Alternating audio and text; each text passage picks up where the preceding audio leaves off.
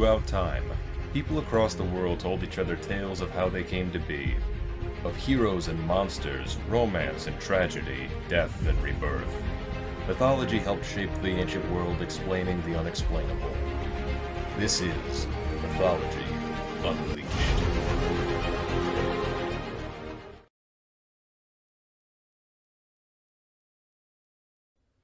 Once upon a time, in the Black Forest of Germany, there lived a young girl, beloved by all who knew her. But none loved her as much as her grandmother, who would do anything for her. One day, she gave the girl a token of her love, a red velvet cloak.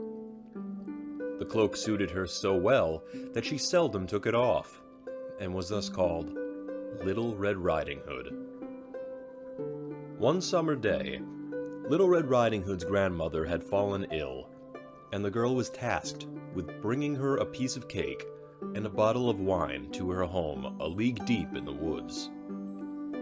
Before she set off, Little Red's mother packed her basket and warned her to stay on the path and be wary, for the woods are not a safe place. With a spring in her step, Little Red Riding Hood was off into the woods to her grandmother's home. Little Red's mother was right. The Black Forest was not a safe place, especially for a small child. Even during the daylight hours, the woods were full of shadows. The trees closed in from all around. A truly foreboding place, where all manner of ravenous beast lurked, waiting to snatch the unwary traveler, like a frog snatches a fly. But Red Riding Hood paid the forest and its creatures no mind, her head swimming with youthful bliss. But then suddenly, a large wolf stepped out onto the path in front of her. The great beast eyed her hungrily, licking his chops. The innocent Little Red naively smiled at him and bade him a good day. The wolf, a sneaky creature by nature, asked her where she was off to, and what, pray tell, was in her basket. The young and trusting girl replied she was off to her ill grandmother's house, and the basket's contents of cake and wine were for her. The wolf's mouth began to water, and he continued to take advantage of the girl's innocence by asking where her grandmother lived. Red Riding Hood then revealed her grandmother's cottage was a quarter league further up the path, underneath 3 large oaks. The wolf began to plot. He would feast upon the girl, her grandmother, and the basket's contents. But he needed to act craftily. He brought Little Red Riding Hood to a small clearing in the woods, a meadow filled with beautiful flowers and birds singing. Little Red fancied bringing her grandmother a bouquet of wild flowers, and lost herself in the meadow. As the girl frolicked, the wolf made his way to grandmother's house, and knocked on the door, pretending to be Little Red. Grandmother was excited, and welcomed the visitor into her home. As the door swung open, the wolf leapt upon grandmother, and devoured her. Quickly, he dressed himself in her clothing. His next course was on its way.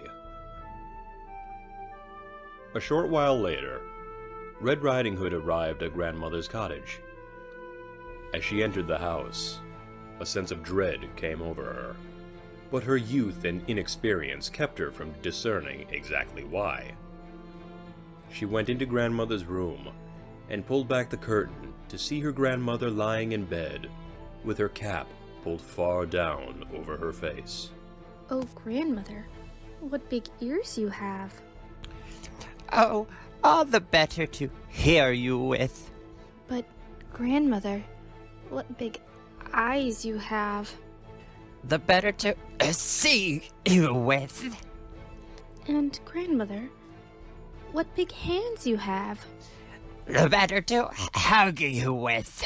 Oh, but grandmother, what a big terrible mouth you have. All the better to eat you with.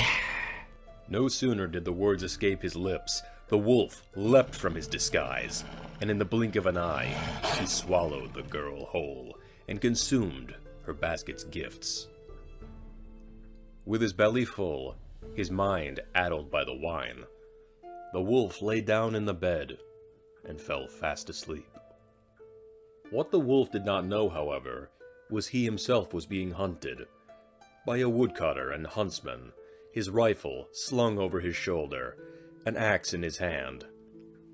The woodsman happened to be passing the cottage when he heard the beastly snores coming from within.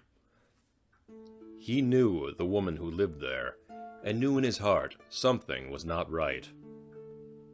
He entered the house and found the wolf lying in bed. He was about to strike the wolf down when he realized the poor victim inside could still be saved.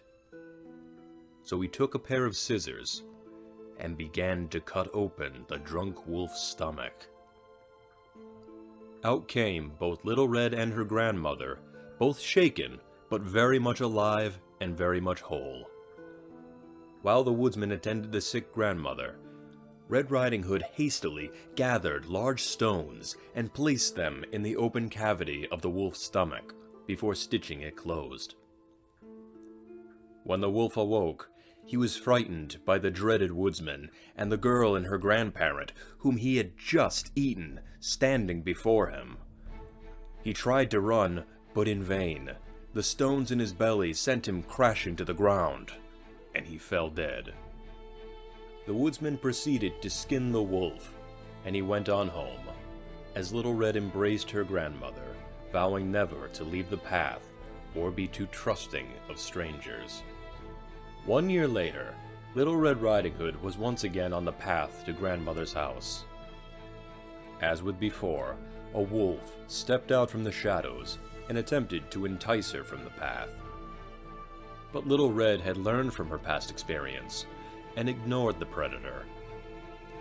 The wolf followed her scent to the cottage, where he knocked on the door, but Little Red and her grandmother made no sound and did not let him in.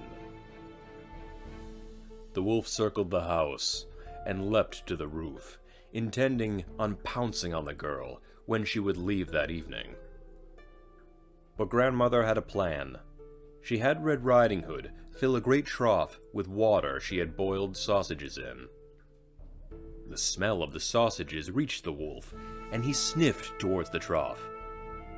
But he bent down so far over the side that he lost his footing, and down the wolf fell, into the trough, into the water, and was drowned. Little Red Riding Hood was safe at last, and skipped merrily on her way home.